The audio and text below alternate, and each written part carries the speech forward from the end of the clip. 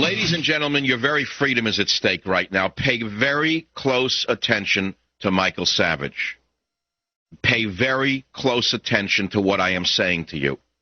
We have learned today from the Washington Times that Big Sister Janet Napolitano, the head of so-called Homeland Security, is monitoring what she considers to be extremist right-wing groups in America.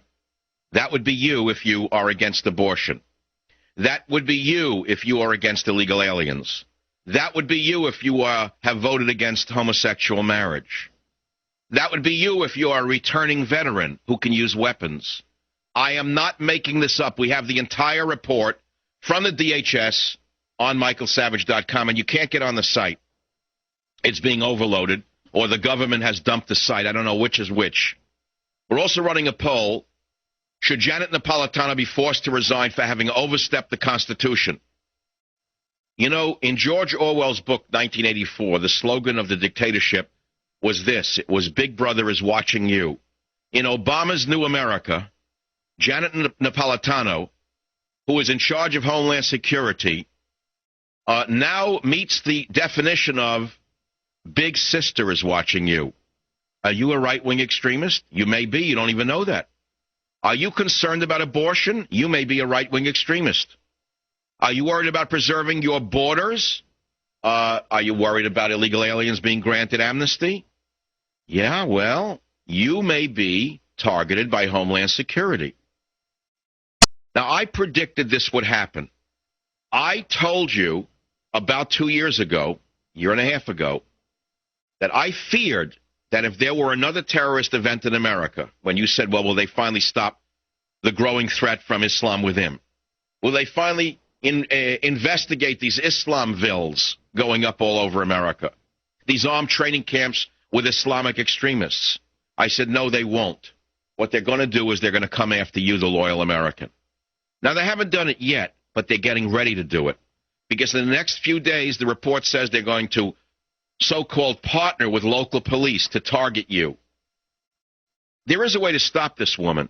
There is a way to embarrass them finally. And I'm working with a team of lawyers right now to find out who may be on this list. And if I find that anyone that I suspect is on this list, we're going to bring in a lawsuit against Janet Napolitano and the federal government and have her fired. We're going to take this all the way to the Supreme Court. We're going to use the law to save our skin. We're going to use the law to save the Constitution.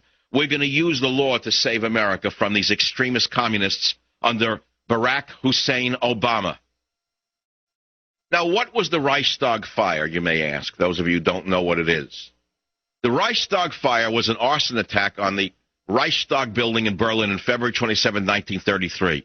And it was that fire that permitted Adolf Hitler to seize total power.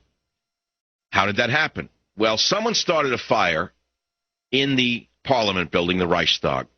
A search was conducted by the police. They found a shirtless, unemployed Dutchman. He was a communist.